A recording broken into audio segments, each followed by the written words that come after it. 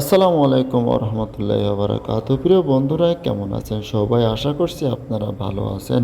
আমার এই চ্যানেলের 25 নম্বর পর্বে আমি আপনাদের সবাইকে স্বাগত জানাচ্ছি। আজকে 25 নম্বর পর্ব। ভীত হবার কিছু নেই। মন্দিরে চলো।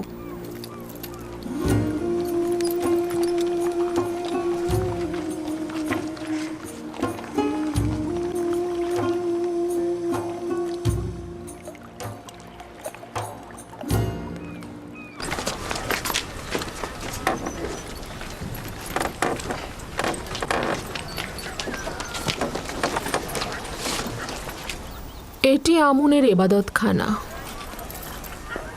আমরা এখন মহান খোদা আমুনের সকালে জাগ্রত হবার উৎসবে সামিল হব।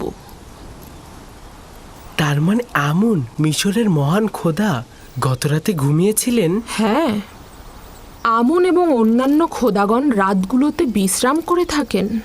কিন্তু গভীর রাতে কোনো বান্দা যদি তার কাছে কিছু চাইতে আসে তখন? বান্দাগণ ও আমুন খোদার ন্যায় রজনীগুলোতে বিশ্রাম নেবেন। এবাদতের জন্য খোদাগণ দিবসগুলো নির্ধারণ করেছেন।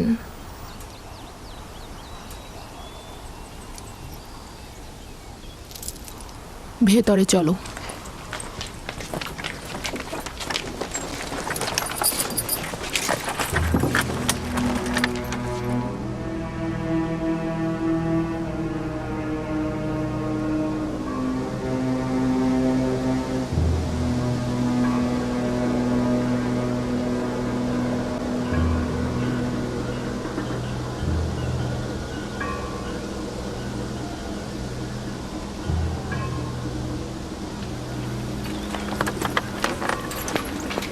শুধুমাত্র আমরের অনুসারীরাই ভেতরে প্রবেশ করতে পারবে। অচেনা ব্যক্তির প্রবেশ নিষেধ।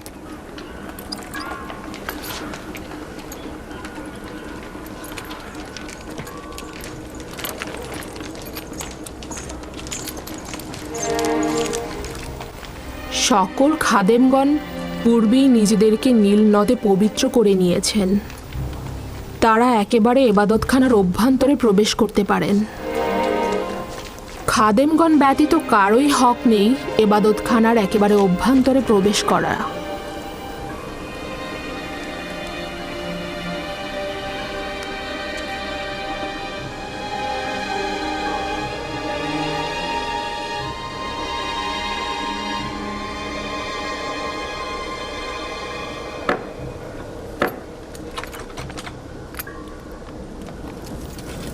ওই প্রসাধনীগুলো দ্বারা আমুনকে ধৌত করে পবিত্র করা হবে।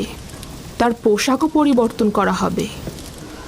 আকর্ষণীয় অলংকার দ্বারা তাকে সজ্জিত করা হবে।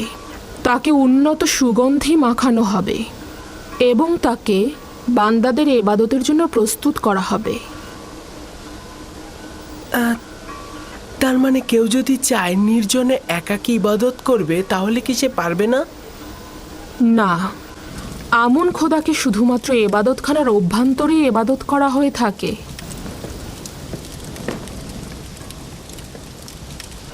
কিন্তু আমি তো শুনেছি খোদাবান সর্বত্র রয়েছে।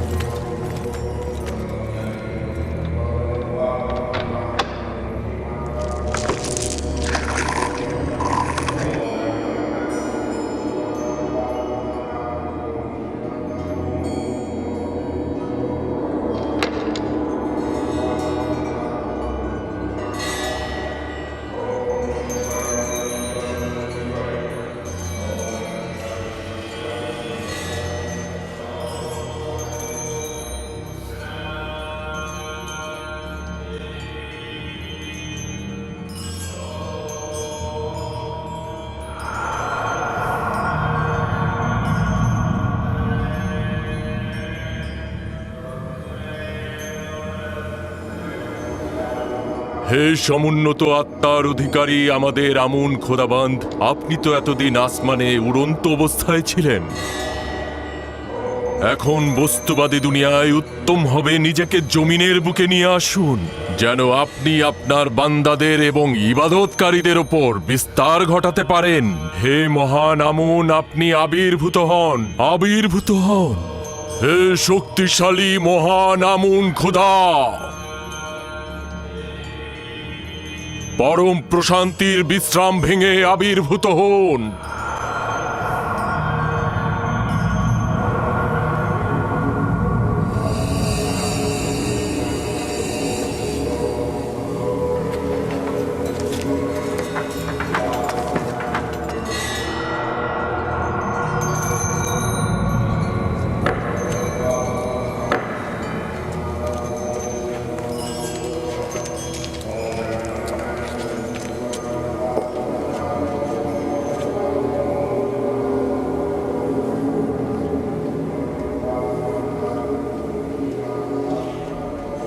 হে শক্তিশালী আমুন, আপনার জন্য আমি যে কোরবানিগুলো নিয়ে এসেছি সেগুলো আপনি সাদরে গ্রহণ করুন এবং হাদিয়ার বিনিময়ে আমাদের বরকত দান করুন।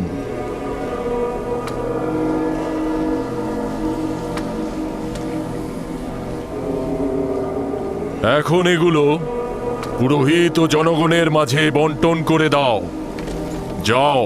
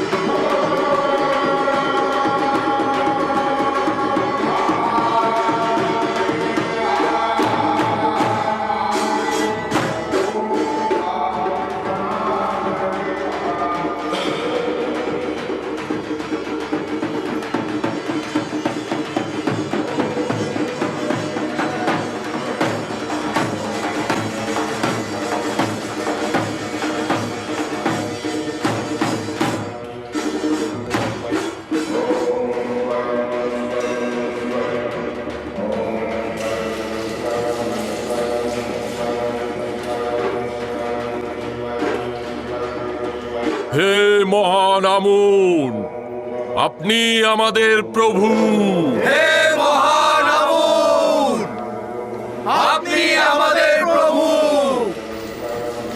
দেখেছো আমুনকে কত সাজানো হয়েছে, তাকে কত সুদর্শন লাগছে। ইবাদতকারীগণ তার সোনার অলংকার চুরি করে না? না, খাদেমগণের হেফাজতে থাকে। কারো এত সাহসী নেই যে চুরি করবে। হেফাজতেই থাকা উচিত, না হলে সম্ভাবনা আছে চুরি হবার। আমি ভেবেছিলাম আমুন আপনাদের হেফাজত করবে, কিন্তু খাদেম ও বান্দাগণ উল্টো তারই হেফাজত করছে দেখছি। তাতে কি অসুবিধা? আমুন সর্বোত্তম ও সর্বোৎকৃষ্ট বস্তু যা আমাদের কাছে রয়েছে, তাকে তো হেফাজত করতেই হবে। আপনার বান্দাদের প্রতি নিয়ামত বর্ষণ করুন। বরকত বর্ষিত হোক হে আমার বান্দাগণ। আমি আমুন খোদা, আমি নিজেকে ঐশ্বরিক স্থান থেকে নামিয়ে এনেছি শুধুমাত্র আমার বান্দাদের পার্থিব জীবনের কল্যাণ সাধনে। আমার ইরাদা তোমাদের নতুন পথের সন্ধান দেবে, জীবনে প্রশান্তি আনবে। আমার সন্তুষ্টি তোমাদের মঙ্গল। আমুন খোদার ইবাদত করো, প্রস্থান করো আর তালাশ করো। আমি সর্বত্র বিরাজমান, আমার ইরাদা তোমাদের কাম্য। মহান আমুন আমাদের খোদা।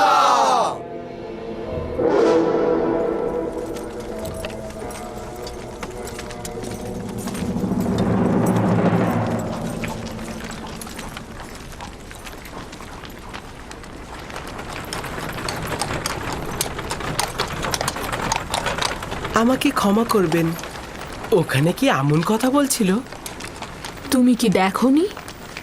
না, দেখেছি, কিন্তু একটা পাথর কি করে কথা বলতে পারে? আমুন পাথরের নয়, সে রুহের অধিকারী। সে একটি মূর্তির আকৃতিতে রয়েছে। আমাকে ক্ষমা করবেন। আমুন এমন এক খোদা যে চাহিদার ঊর্ধ্বে। কিন্তু আমি তো তার আজকে অনেক রকম প্রয়োজন দেখেছি। তাকে সাজসজ্জা করানোর জন্য অনেক রকম অলংকারের প্রয়োজন তার।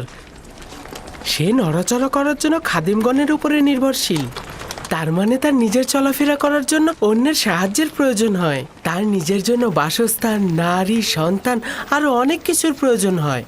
তার মানে আমরা যে পথ চলি, নিজেদেরকে সজ্জিত ও পবিত্র করে রাখি, তার জন্য আমুনের কোনো দরকার নেই, কোনো প্রয়োজন নেই। আছে। তার সামনে আমি অসহায় অনুভব করছিলাম। সে শুধু বাইরে থেকেই একজন বালক। সে আমাকে যথাযথ প্রশ্ন করেছে, কিন্তু আমি তার সঠিক উত্তর দিতে পারিনি। অসংখ্য প্রশ্নের জবাব আমার নিজের জন্যই সন্তুষ্টির ছিল না। তার প্রখর বুদ্ধি রয়েছে। চিন্তিত হও না, আমি তাকে আমনের এবাদতখানায় নিয়ে যাব এবং সকল কিছু বুঝিয়ে দেব।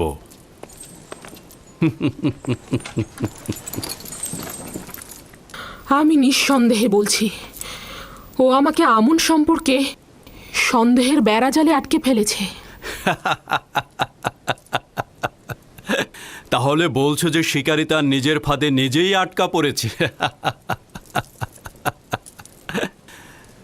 খাবার আসতে কত দূর? এমন খিদে পেয়েছে মনে হচ্ছে যেন একটা গোটা ভেড়া আমি একাই সাবার করে ফেলবো।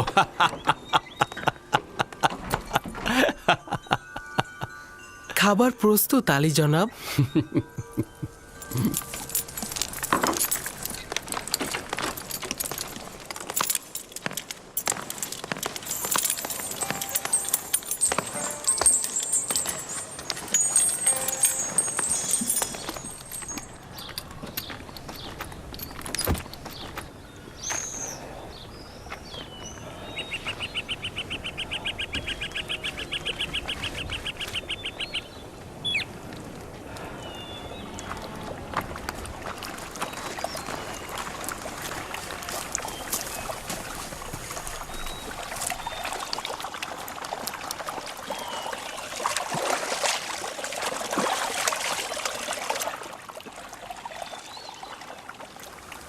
আব্বাজান কুঁড়ে ঘরটি তৈরি করে ফেলেছেন। এত কাজ তিনি একা একা করলেন, আমাদের সাহায্য নিলেন না।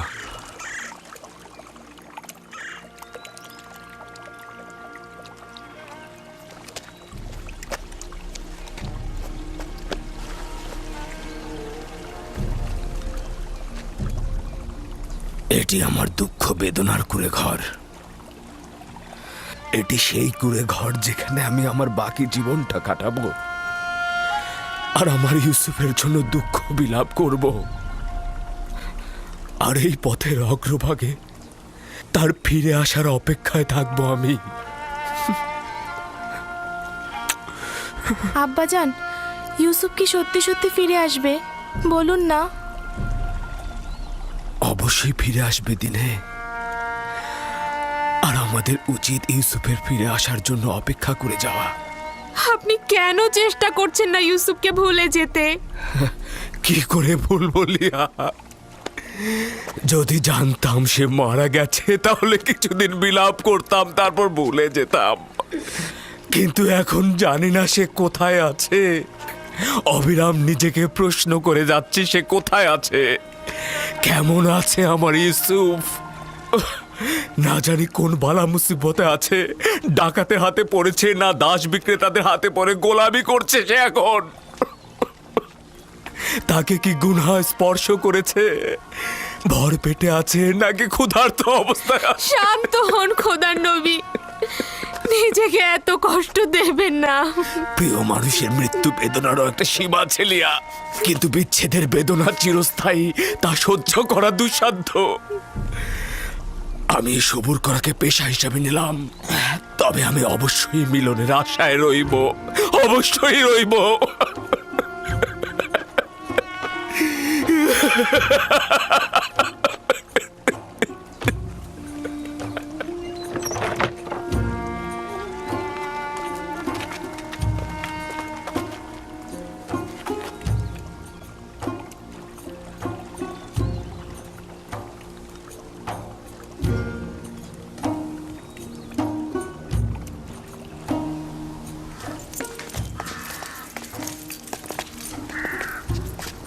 আমার টমটম প্রস্তুত করো। ইউজারশিপকে আপনার সাথে নিয়ে যাওয়া কি উচিত হবে? হ্যাঁ, উচিত হবে। আমেন হতেব তার প্রশংসা শুনেছে, তাকে আমেন হতেবের কাছে নিয়ে যাব, এবাদতখানায় নিয়ে যাব। ভাবছি তাতে কোনো ফায়দা হবে না। তাকে বালক হিসেবে অবজ্ঞা করবেন না। সে যেহেতু প্রাচীন বৃক্ষ নয়, সেহেতু সে খুব নমনীয় হবে, তাকে তাড়াতাড়ি বোঝানো যাবে। তাকে আমি বুঝিয়ে দেব মিশরের আইন কানুন ও পবিত্রতা। তুমি কোনো চিন্তা করো না।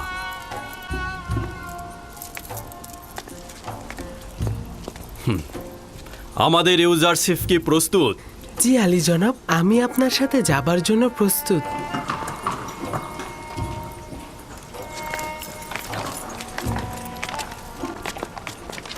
ইউজারশিপ, এই গাড়িগুলো বিপজ্জনক, নিজের হেফাজত করো। আপনি চিন্তা করবেন না। দুর্ঘটনা ঘটবে না, চিন্তা করো না। টমটমে আমার পাশে, আমি তাকে দেখে শুনে রাখবো। আপনিও লক্ষ্য রাখবেন নিজের প্রতি।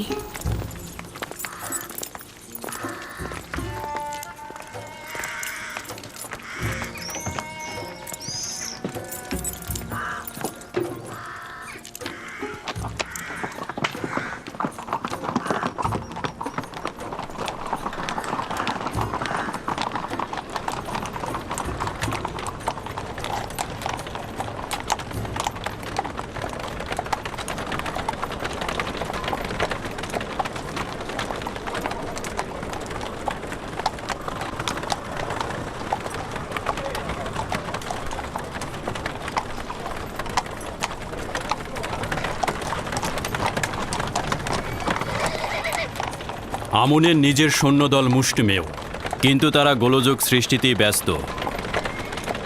এই গুদামগুলো আমুনের এবাদতখানার মালিকানাধীন। প্রতি বছর মিশরের খাদ্যশস্যের বিরাট একটি অংশ এখানে জমা হয়।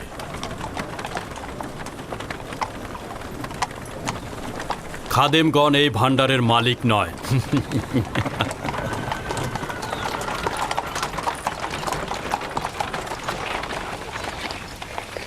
ওই বাগানের যে নারীগুলো দেখতে পাচ্ছ তারা সবাই আমুনের অধিকারী। নীল নদের তীরে ভেড়ার পাল দেখেছিলাম, সেগুলো কি আমুনের মালিকানাধীন? ওই যেগুলো একটু মোটা তাজা সেগুলো আমুনকে উৎসর্গ করা হয়। এত সব কিছুর প্রয়োজন কি আমুনের নাকি ইবাদতখানার খাদেমগণদের? আমার তো মনে হয় আমুনের নাম করে খাদেমগণ এগুলো ভোগ করে থাকে। إن الحمد لله نحمده ونستعينه ونعوذ بالله من شرور أنفسنا ومن سيئات أعمالنا من يهده الله فلا مضل له ومن يضلل فلا هادي له ونشهد أن لا إله إلا الله وحده لا شريك له ونشهد أن سيدنا وسندنا وحبيبنا ومولانا محمدا عبده ورسوله الذي أرسله بالحق بشيرا ونذيرا وداعيا إلى الله بإذنه وسراجا وقمرا منيرا فقد قال الله تعالى في كلامه المجيد وفرقانه الحميد شكل الجمال خلال الشكر أعوذ بالله من الشيطان الرجيم بسم الله الرحمن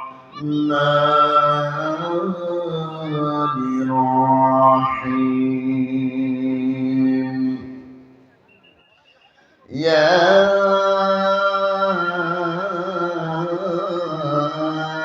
أيها الذين آمنوا من يرتد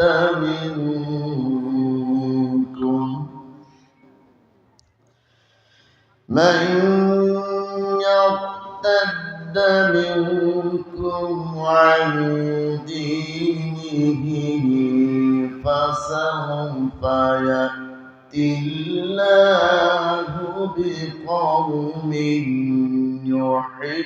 يحبهم ويحبونه أذلة على المؤمنين أذلة على المؤمنين أعزة على الكافرين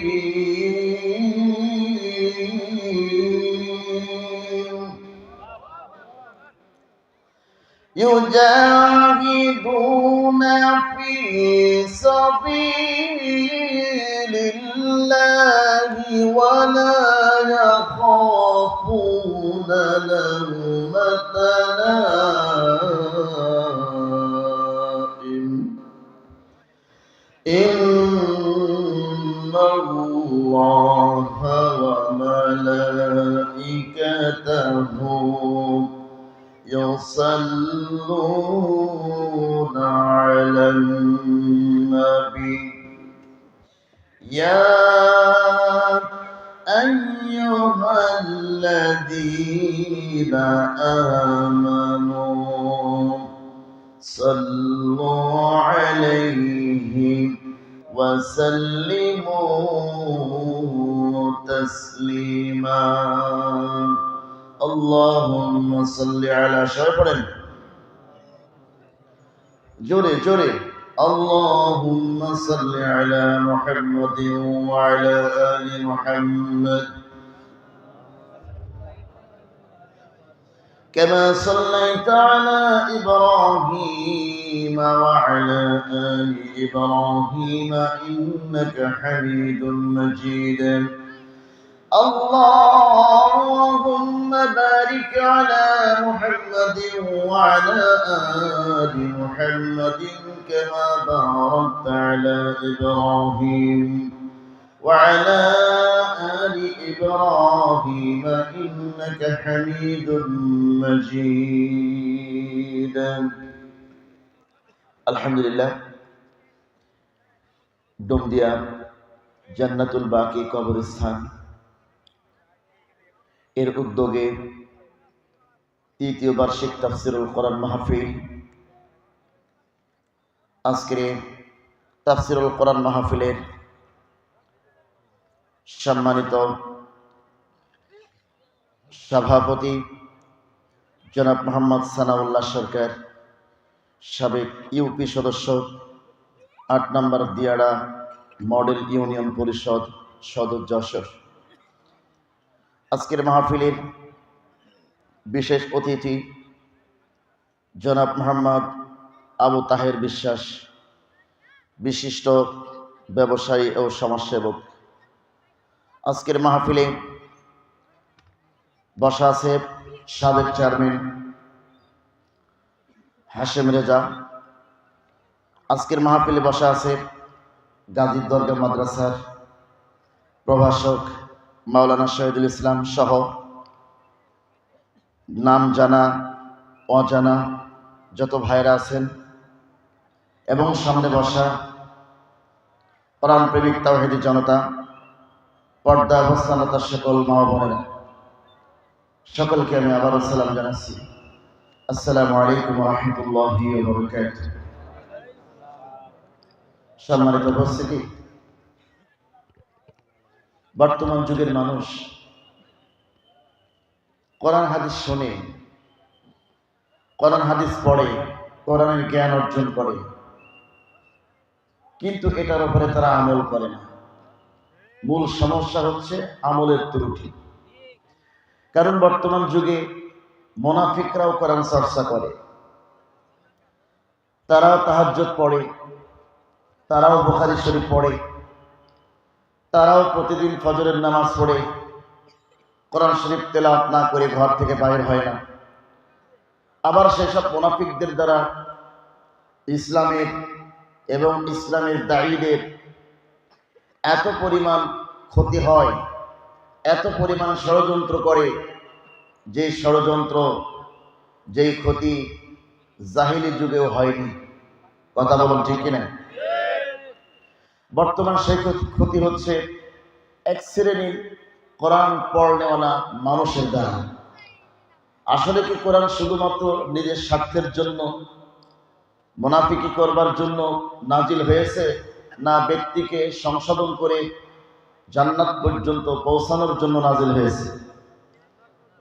এই জন্য ওয়াজ মাহফিলে আসতে হবে, অবশ্যই তাফসীর মাহফিল শুনতে হবে।